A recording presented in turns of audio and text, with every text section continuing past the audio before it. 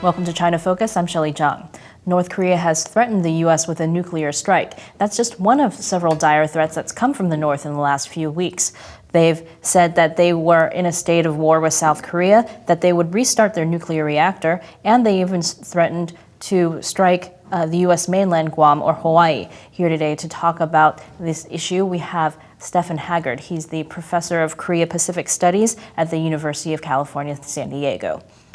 Dr. Haggard, thanks for joining us today. My pleasure. So a lot of the headlines over the last few weeks about North Korea have looked increasingly kind of threatening. They're saying things like the moment of explosion is approaching fast. Is there anything we should be worried about here? Well, clearly there's been a pattern of escalatory rhetoric, but I think we have to be careful to distinguish what the North Koreans are saying from what they're actually doing. And if you read a lot of their statements, they're really designed to deter the United States. In other words, these are attacks which are threatened in the case that the U.S. or South Korea were to invade or cross into North Korean space, so to speak. So I'm a little bit less concerned than the general concern that you see in the press, but there are things we have to worry about, which I can talk about. So a lot of what I've been seeing here is that, North Korea kind of does this every year. Is there anything kind of out of the ordinary they're doing this year? I think there are two things that are out of the ordinary. The first is that if you look at the timing of this cycle of escalation, it began around the time that the UN Security Council was considering a new sanctions resolution against North Korea. And prior to those negotiations, in which China and the United States, of course, played key roles, the North Koreans clearly wanted to deter the Security Council from taking new sanctioned steps. So that's when we first started to see this uptick in escalatory rhetoric. Now, do you feel that any of North Korea's threats are more likely than the others? Well, again, the threats with respect to military action have largely been cast in terms of the deterrent. And we have to remember that one of the reasons that North Korea has acquired nuclear capability is to deter the United States and prevent it from being cornered. But there are other things that the North Koreans are doing that we have to worry about. For example, the starting of Yongbyon means that they're going to have access to more fissile material. And of course, the missile tests provide delivery systems for nuclear weapons if they can miniaturize them. So let me ask a little bit about what you said about the deterrent issue. If they're kind of casting it in that light, and the U.S. is responding by sending stealth fighters into the area, does that kind of escalate the situation? Well, there is a discussion, I think a serious policy discussion in the United States about whether some of the more public signals with respect to the overflights have gone overboard. Remember that both North Korea and the U.S. and South Korea are conducting exercises during this period.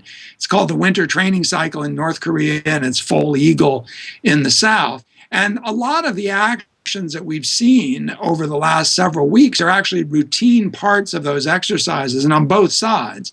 That is, the North Koreans are engaged in various exercises that are moving material around, and the U.S. has typically included bomber overflights of the peninsula as part of Foal Eagle. So those things, I think, are more standard than one would believe. But what's different is that the United States has, I think, somewhat unfortunately, been calling attention to these things, and in particular, calling attention to the fact that these bombers have nuclear capabilities.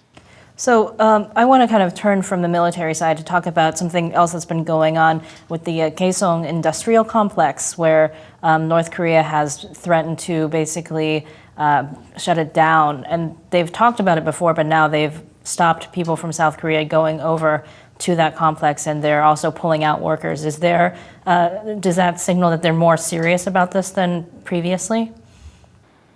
Well, I think that in any of these type of conflicts that center on signaling resolve, you want to, in a weird way, show that you're capable of absorbing pain. The Kaesong industrial complex probably yields the North Koreans in the vicinity of $90 million a year in a combination of wage payments, rents, and fees. So basically what the North Koreans are saying is, we don't care. We really don't care. We're willing to close this lucrative complex down to show you that we're serious, that we mean business. I think in the end, they're going to have to stand down from that. They tried earlier, I think it was in 2009, to close the complex, or at least one general who visited it did, and they subsequently chose to keep it open. It's really one of the last enduring signs of this era of engagement between North and South Korea. So let me kind of turn and ask about China now. Like, a lot of conventional thinking here is that, China has a lot of influence on North Korea, that it's, one that has real sway over the country. But is this an accurate kind of picture of the relationship between the two countries? Well, I have to be honest that I think many Americans, myself included, sympathize with China's problems with respect to North Korea. I think we both share quite common strategic objectives, the U.S. and China. China has been pretty consistent in stating that it wants to see a denuclearized peninsula. They played a role in the six-party talks earlier, and I think we're going to come back to China to assist on this issue. I think the questions of difference between the United States and China right now over North Korea are really tactical in part. The United States would like to see a little bit more robust sanctions regime imposed on North Korea, and China, at least so far, has been a little bit resistant to do that, and in part for good reason. North Korea is right on the border. But if you read the speech on Sunday, Xi Jinping's speech when he made a reference to this issue, even if somewhat oblique, it's pretty clear that Beijing is losing patience with North Korea as well. So do you sense that they're kind of looking at this differently than they have treated North Korea in the past when they do these kinds of actions? I think there's been a steadily mounting disaffection in Beijing, and I hope there's a steadily mounting disaffection in Beijing with North Korean behavior, because in the end, it creates problems in the U.S.-China relationship. The U.S. really has no choice except to extend the deterrence to South Korea and signal our willingness to protect our allies. But in doing so, of course, it's virtually impossible for the U.S. to avoid putting ourselves in China's neighborhood. And so I would think that from Beijing's perspective, it would be desirable for the U.S. and China to cooperate in trying to get the North Koreans to stand down. So do you think that China sees North Korea as unstable right now? Well, that's another issue, and it's a very good question, is whether we think that some of this posturing is related to instability in North Korea. The type of things I'm talking about really have to do with the strategic effects for China of North Korea's behavior. For example, North Korea has served to strengthen the alliance, both with Japan and South Korea. So the question of domestic instability is a little bit more difficult to read. Obviously, there's a very repressive system. It has a very developed internal security apparatus. We don't have any sign of Arab Spring kind of behavior. But of course, if the sanctions have bite and the North Korean economy experiences even more distress, and remember, this is a very poor country, then it's possible that the regime could face domestic unrest. There seemed to be some kind of indications earlier that Kim Jong-un might be looking at kind of doing economic reforms in the style of China's economic reforms. Do you see any way in which kind of China could be like helping North Korea in terms of this, or do you think Kim Jong-un sees China as an ally?